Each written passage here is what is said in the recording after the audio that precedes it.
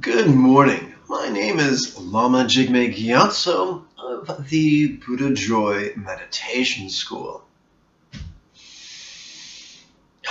I think decades have passed since the cinematic version of Interview with a Vampire was released. Really like that movie. I'm a big sucker for voiceovers or narrated movies. At one point, Brad Pitt's character was narrating and describing Claudia and her appetite. And I paraphrase, her appetite was only as ruthless as a child's could be. Once again, that's a paraphrase. But that makes sense. Little kids are hardwired for their survival issues, and they are profoundly insistent that their survival issue needs be met. As adults, consciously or subconsciously, we have emotional needs, romantic needs. And that's not a euphemism for sex, although it can include sex. But whatever our inner mind views as a need, whether it be intellectual or emotional or sexual, there's a part of us that can be hardwired to make sure that need is met. And that is one of the reasons each of us has within us the potential to be profoundly manipulative and controlling. Now, the more narcissistic of us can be very overt about it. The rest of us can be very subtle. So subtle, we may not even know we are doing it. Somewhere in the Bible, it is written that God made man in his own image. Likewise, each of us contains within us the potential to try to remake our partners or our lover in a new image, an image that is more harmonious with what we think our needs are in the moment. For instance, remember when you were a kid, you would make something out of Play-Doh, and then you would destroy it. Or you make something out of Lego, and then you would destroy it to its constituent blocks, and then remake it into something new. Each of us have within us the propensity, the tendency, the potential to seek to do that with our lovers, with our sweethearts.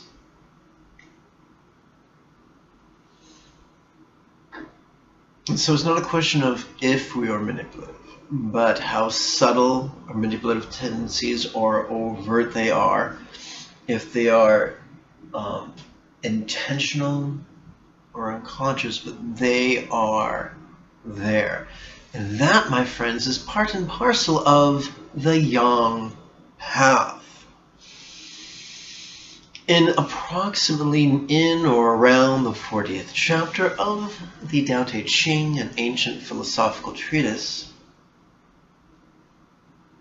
we learn that our lives can be defined by Yang or Yin. We can be linear. Our life's path can be linear, chasing one goal than the next.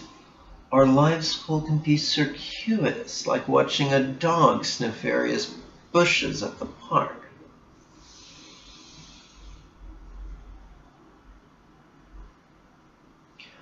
our journey towards goals can be very linear and very direct and most aggressive, or our journey upon our path can be gentle and yielding.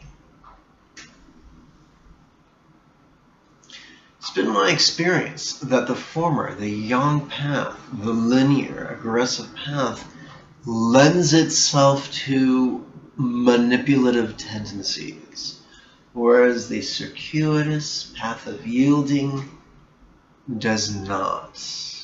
One of the messages of the Tao Te Ching is that if we wish to be happy, we must abandon our manipulative tendencies.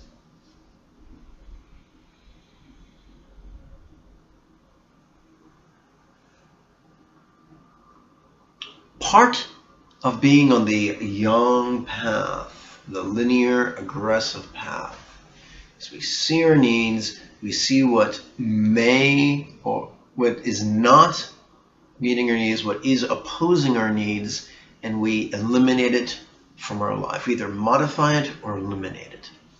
And on the next level, on the same yang path, we see that which might undermine the meaning of our needs, or could undermine the meaning of our needs, and we either modify it or eliminate it. But not so much on the yin path, not so much on the circuitous path of yielding. Remember, we need to center, and so we choose to use Buddha's method of centering, which is noticing and relaxing, or mindfulness and insight. They're the exact same things, just with more sophisticated or more trenchant labels.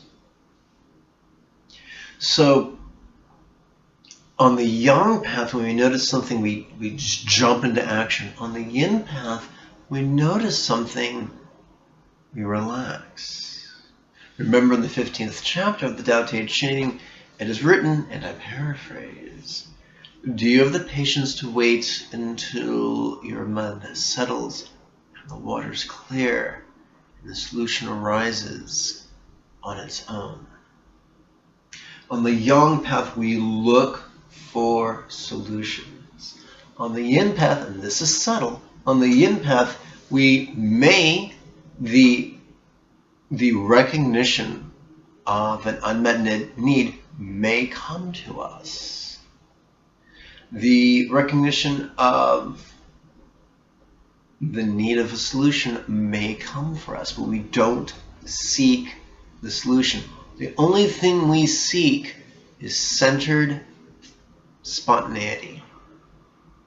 Or to put it another way, to continue to make noticing and relaxing and flowing spontaneously into a greater and greater habit.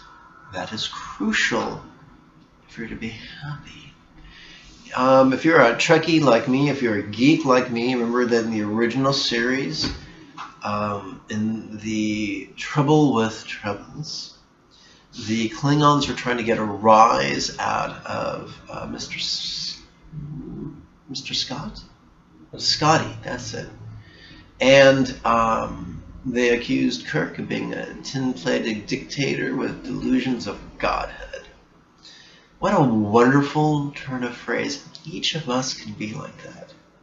When we try to control our circumstances and control the people in our lives, part of us is trying to be a tin-plated dictator with delusions of godhood. Let's not do that. But you may say, I may suffer from not having my needs met. Yes, you may. But not nearly as much. You won't suffer nearly as much as you'll suffer from being a joyless, rigid, controlling, manipulative bastard. So don't do that. Choose something else.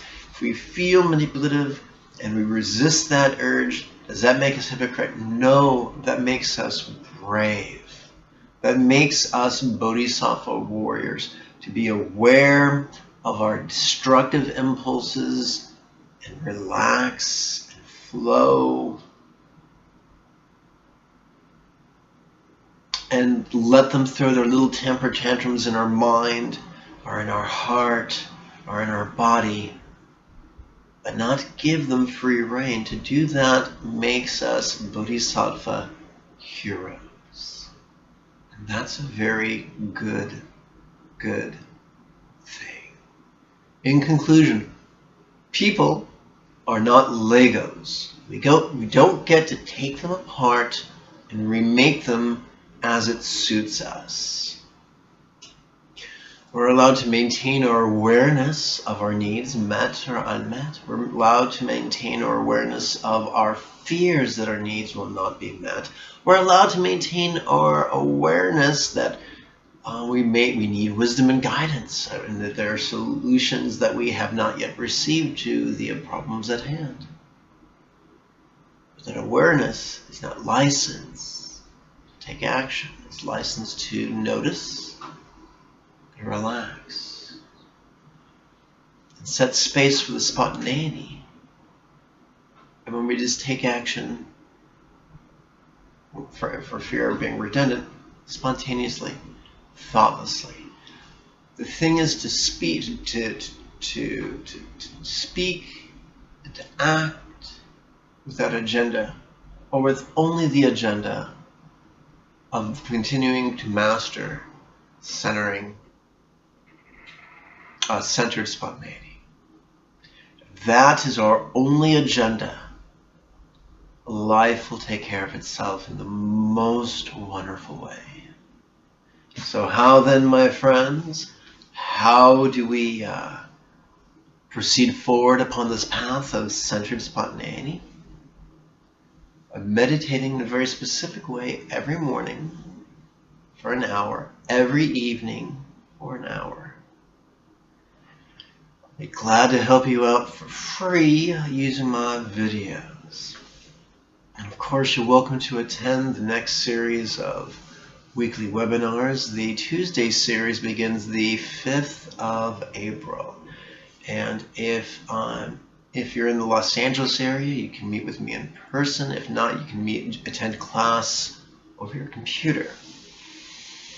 People wonder how much I charge. It's by donation. Some give nothing. Others give as much as they would pay to attend a yoga class. Others give as much as they would spend during a night on the town. The only thing I demand are two things: to come to class 5 minutes early and do your damn homework. May you and yours be healthy and happy, and if you enjoy this video, please like and share and subscribe. Good day.